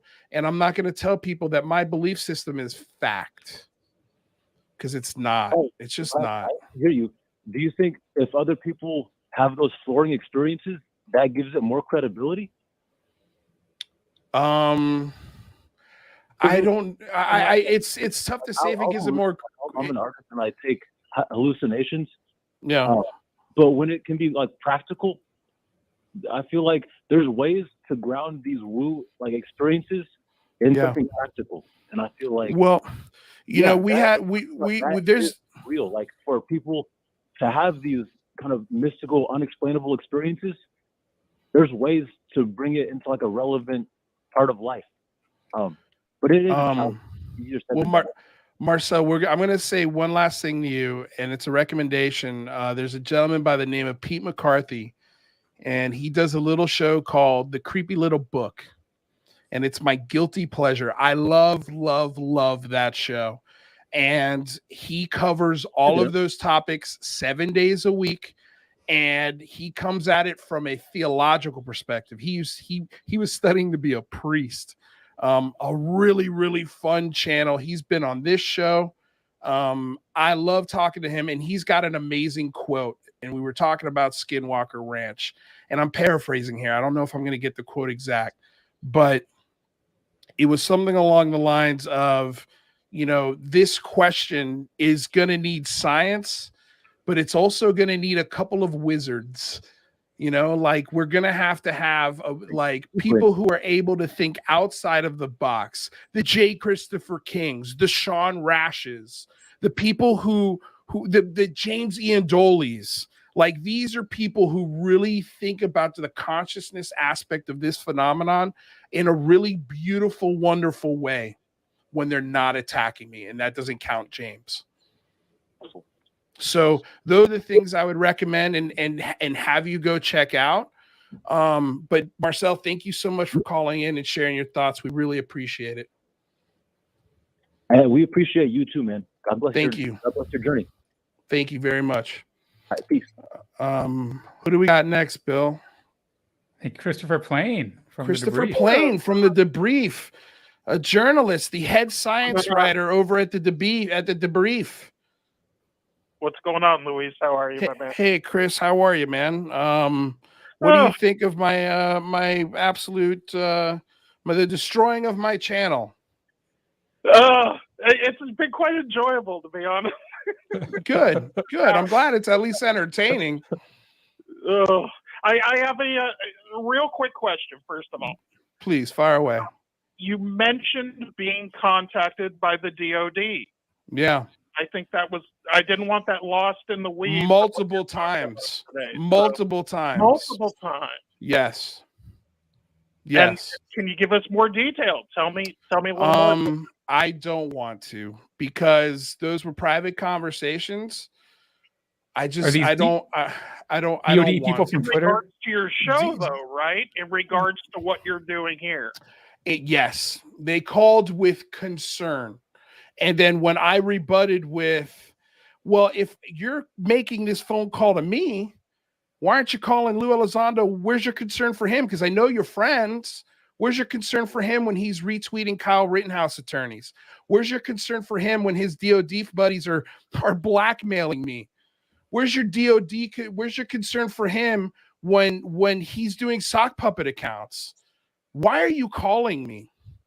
I haven't heard from you in over a year. And you're calling me now, today, because let me get this straight. You're concerned. Those are the conversations. Before then, this wasn't a phone call out of nowhere. No, this came as soon as I started, as soon as I called out everyone who I called out.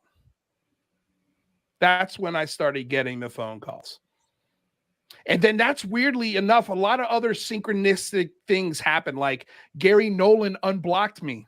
Of all the weeks,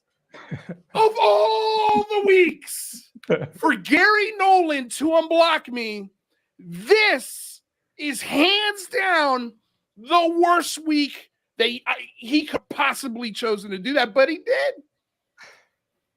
did. And that's someone who blocked me without ever having said a bad word about him ever. I actually, and Chris Wolford said this bullshit lie in the Twitter space we had that I talked shit about him and that's why he blocked me. That's not true. I actually highlighted his conversation with Lex Fridman, and I called it the most important conversation on the UAP topic that maybe has ever been had. Interesting. Well, he has unblocked you, as you said. As you said, right? And Maybe like, it's time for healing. Weirdly enough, we got doodles from Susan Fenton, who's a huge Elizondo supporter. I was just like, wow, okay, we got our doodles. I was wondering when these were gonna come, and out of all weeks for to do the doodles, this week. I mean, I think that makes sense. We're kind of trending on Twitter. Look, if I'm reaching. I didn't get a doodle. Like Susan Fenton. Jane didn't get a doodle, you know, like, but if this is the things that I'm like I said, synchronistically, okay, just little things that I've noticed where I'm like, that is really weird at this time for that to happen. What if it is a universe thing and it's not so much it's a conspiracy of the cosmos? I'm not saying right? It's a conspiracy. I just said it's What weird. is Gary Nolan's sign? Yeah. But Chris, what else you got for me? So the other question I had was this, and without being too controversial here, with the timing of today's show, specifically the 5 p.m. Pacific time, chosen for any reason, and the reason our show is every Thursday, 2 a.m. in the UK. No. Our show, Chris. I don't. Please. I'm gonna call you out here. You haven't watched our show in a while. We switched to 5 o'clock about 2 months ago. Okay. Yeah, that's just it. It was a decision we made because the question came. Well, do we want to move this show to prime time on the East Coast? And it was a big decision because we got a bigger audience when the show's earlier because we get those UK guys. And it cut my audience in half, moving the show to Thursday at 5. But it seems like some of the audience has come back, weirdly enough, today. We'll see if they're here next week. I hope so. But I don't know. I don't think so. Let me see how many Patreon subscribers lost. Please offer me a piece of advice. Thought on the tweet you highlighted from Dan Zetterstrom early in the show, because I haven't been really in the loop for a lot of this controversy. I can tell you if I was in Dan's position and I got that tweet, I would have not the response, but the initial one that kind of called them out. Hey, how come you weren't involved with the Big Phone Home? I felt like he was defending his own activism at that point. I didn't come off to me when I read it as he was specifically downing you. I'm just giving you outside perspective. Yeah, but no, I appreciate. Like he was saying, "Hey, I was in Big Phone Home 1, I was Big Phone Home 2, and I do activism year round." So much like you're kind of defending yourself from assaults, that's the way I took Dan's tweet. And I've had 1 or 2 DMs with him. Yeah. But, well, listen, I would when I read it. Christopher, I would take that as a valid excuse, except the issue I have with man is like, I'm pretty friendly with Dan. I promote his work all the time, not only with my dollar, but with my social media influence. And if you're a 365-day-year activist, why didn't you like or share one of the 400 tweets we sent out? Like, I mean, we're friends, right? Like, we're supposed to be friends. I just, you know how like good question. I don't know your relationship with him, but I can tell you when you put it on the screen and when I read it was the first time I saw it, and that would have been my reaction if I was Dan. Is I would have been like, "Hey, sorry, I wasn't involved with this one. I do this all the time," and I would have been defending myself. So that was the way I took it from him when I read it. Okay. I just think it's another. And again, he, like you, I think he felt attacked. I think he was like, "Man, people are coming after me for not supporting this." If you're no, hold on a second. Nobody went out. No, hold on. Wait, Chris. Nobody went after him. The tweet from Matthew Wright was saying, where are all you activists? Where are they? Yeah. He was calling them out, right? But he didn't call anybody out by name. Right. And if you responded to that tweet as an activist, then you should have been there on some level, for activism. And the reason why they weren't there is because they were mad at me for the Calvine photo. And they've also, you know, Why? they What did you and they're think of what you call it, a reflection?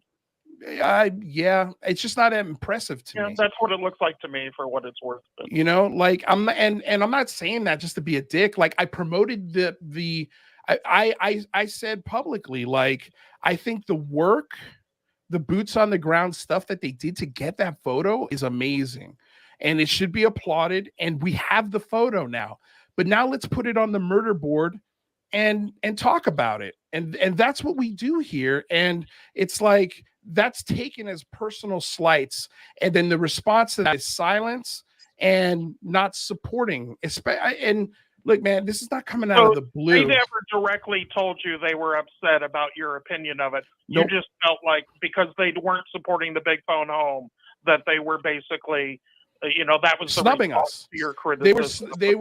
I took it as them snubbing us. And the problem was with that tweet, that verbiage of 1 day activist, 365 day all year thing, that verbiage was verbiage we got bombarded with for the whole event. That tweet was the green light that gave all of those colleagues of his the right to bash our event. And again, I didn't delete any tweets. They did. They deleted their tweets. So that, I mean, that's just where I'm coming from. I wouldn't have done this, man, if I didn't see the last year of things that have been going on and their colleagues attacking our show for making money. And here's what I'm doing today. I'm essentially taking that attack model and I'm applying it to them. And I'm going, how do you like it? And the response is they don't. And let me tell you, if this was anybody else doing what I'm doing, I would have come up to the defense of Dan Zetterstrom and Andy McGrillen. If anybody had called them out like Joe Murgia and Witness Citizen had done what they done to my show, I would have stepped in there and said, what the hell are you guys doing? Leave Andy and leave Dan alone. They don't deserve that. They do a great show. But if their friends and their colleagues are not going to support our event, if their friends and their colleagues are not going to call that behavior out or call the behavior of Lou Elizondo out, then it's time for us to call you guys out. That's where I'm coming from. That's the whole crux of this thing. Is I'm tired of the fake activism and I'm tired of the softball questions and I'm tired of this idea that just because you're a veteran, everybody has to drop to their knees and everything that comes out of the veteran's mouth is solid gold. Take it to the bank, baby. No, I'm not. I'm not going to take it to the bank anymore. I'll get excited about it. I might share it. Are we talking about two different things here, though? Because, like, I would say, like, so I'm the type of person that if you say let's all wear the same shirt, like, I really don't want to wear the same shirt. Like, I will almost like go out of my way to wear an opposite color if that's possible.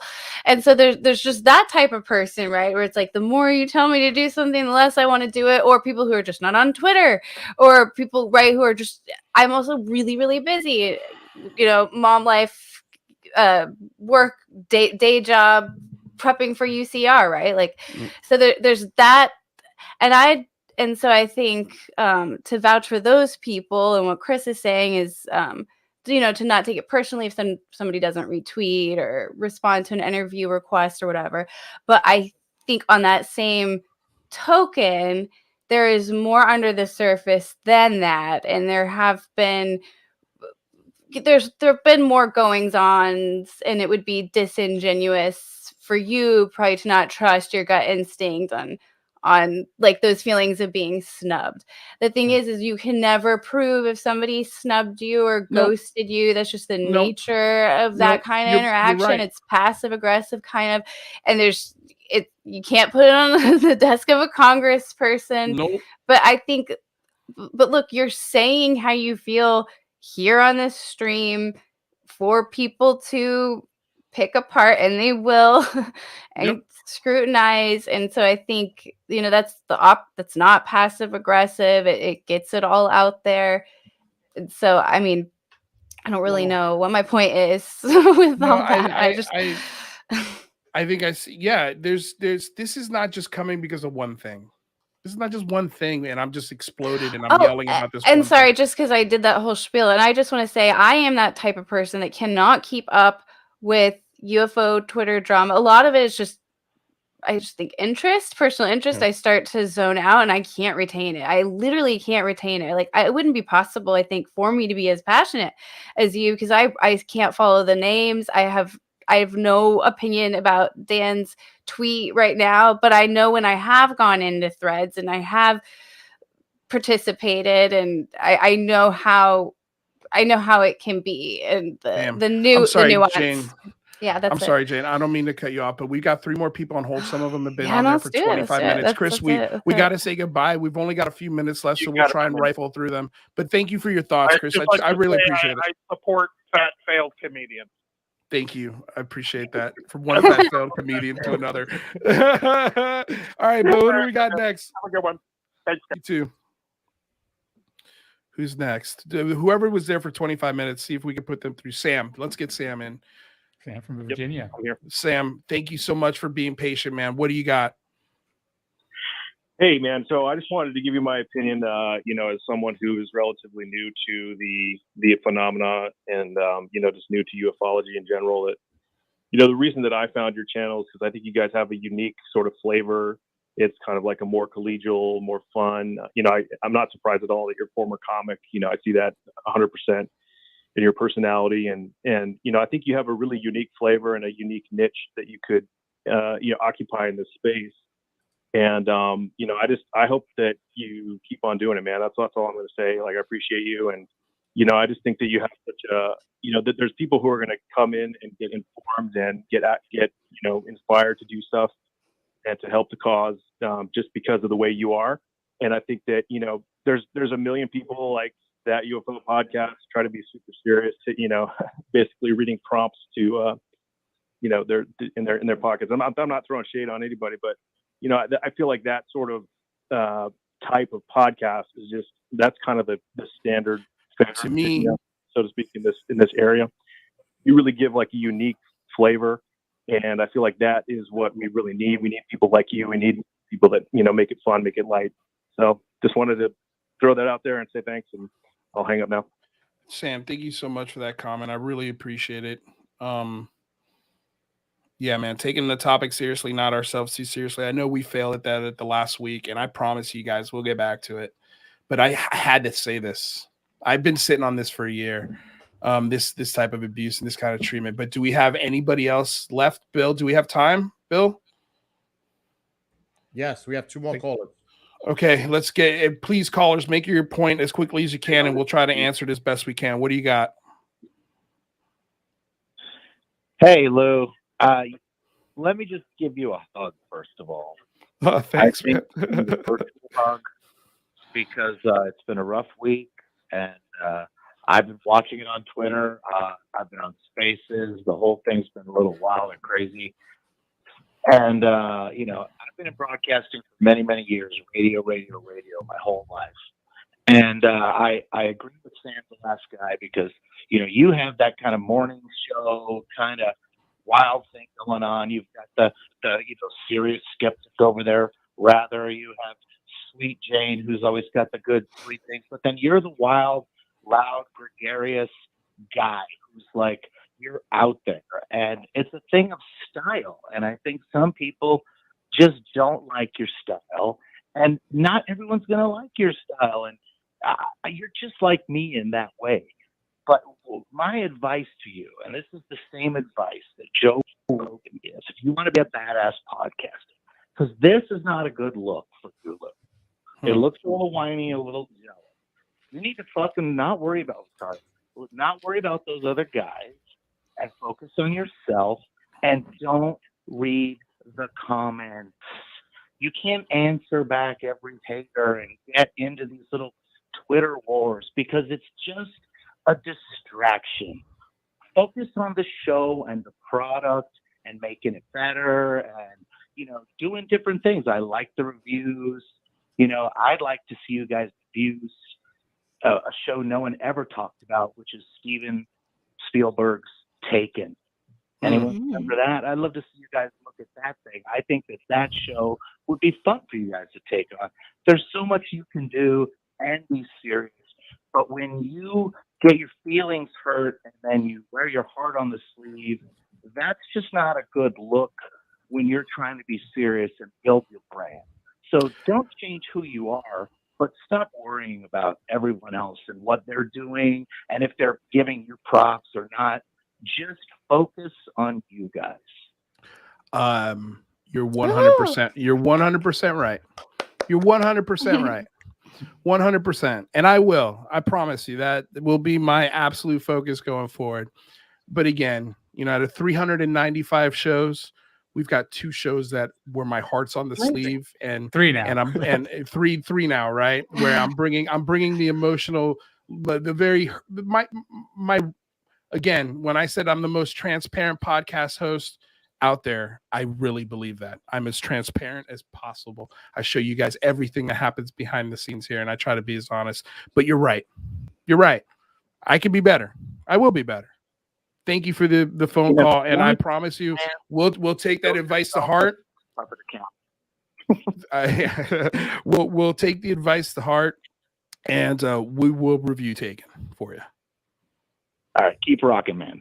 Thanks, man. All right, last caller, please. We've got less than 2 minutes. I will be better. Thank you for the phone call. If you could turn down your radio. Advice to heart.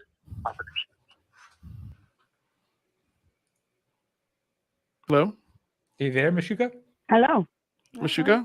Hey, we've got about a minute, Mashuka, so if you can, just quickly get in there. Okay, great. Thank you. Go for it. You're on the air. Hi there, guys. Hi. Hi, Lou. I came into the conversation late here, and I don't do Twitter, and I don't know any of the conversation or controversy that's going on. Yeah. But I wanted to throw you guys some love. I've been a long-time subscriber. Thank you. And I really appreciate how you guys approach this topic, bringing humor, solid questions, and bringing it out to people that aren't down the rabbit hole maybe as deeply as some of us others. But I just wanted to throw you guys some love, and I agree with the other caller. Turn off the comments. Yeah. You guys do great with what you do. Thank you so much. We love you as well. Thank you for calling in. We really appreciate it. Thank you for being a subscriber and a longtime supporter. You guys, that's the show. That's the show. That's the end of it. I've said my piece. We will continue this show in the way that we do it, with whatever we end up doing going forward. But just know nothing's off limits anymore for this show. Nothing will ever be off limits for this show ever again, no matter who you are. So with that said, Jane Rather, thank you so much for supporting me and being here and challenging me and calling me out when I'm being an asshole. And I've been an asshole today. Parts of this have been an asshole. I'll own that. But I don't feel wrong in anything that I said. Nothing. I wouldn't take any of it back. And I'll take your advice. And going forward, we will apply those things because that's what we do here. We admit to our mistakes. We challenge ourselves, and I promise you guys, this will be fun again. I appreciate all your support. I appreciate all of the love. Thank you guys so much for coming aboard, getting weird with us here on another episode of the Unidentified Celebrity Review. We're doing an after show on Jane's channel. Her link is in the description below. So if you want to go over there and continue this conversation, join us. We'll be there. Other than that, have a wonderful weekend. Thank you guys so much for coming aboard, getting weird with us here on another episode of the Unidentified Celebrity Review, your home for credible news, reviews, and commentary, and sometimes, yeah, even a little drama. Until next time, you guys, I love you all of you. I love all of you, even the ones that hate me, genuinely. Until next time, stay safe out there, y'all. Peace.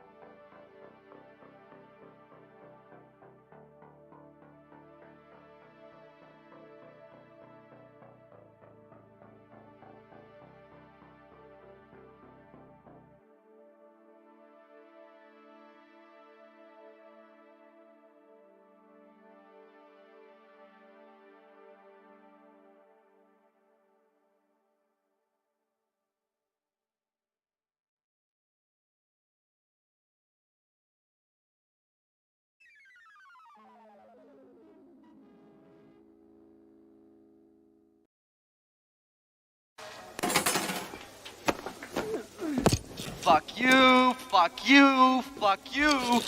You're cool. And fuck you, I'm out.